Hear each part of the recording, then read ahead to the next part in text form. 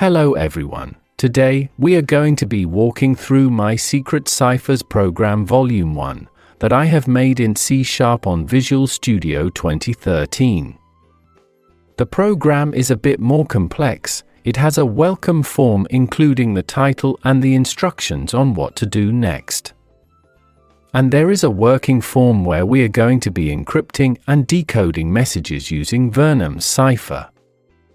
And this form we also have a title and a little summary that explains how the cipher works.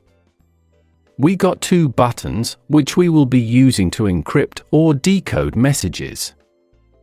This is where we input the message we want to either encrypt or decode, and this is where the output is gonna be shown. We also have a field where our generated key is going to be shown, and the field where we have to enter a key when decrypting. Let me start the program and we'll see how it works. First of all, we get the first form, where we can only click the Vernan button. And we get sent to the Vernan cipher form.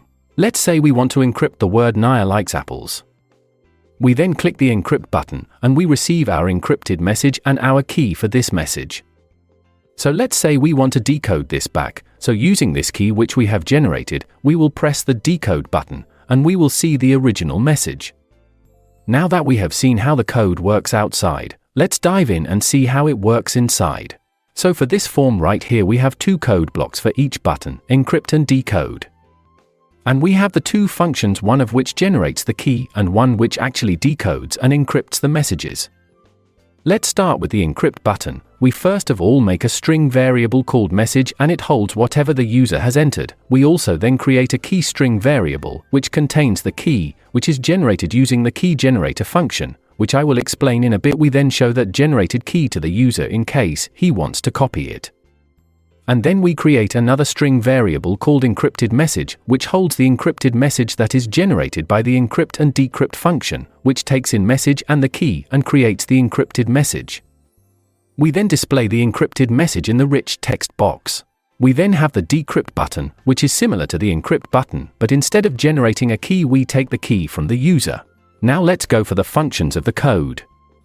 Firstly, we have the key generator function, which takes in the length of the message, that the key is the same length as the message.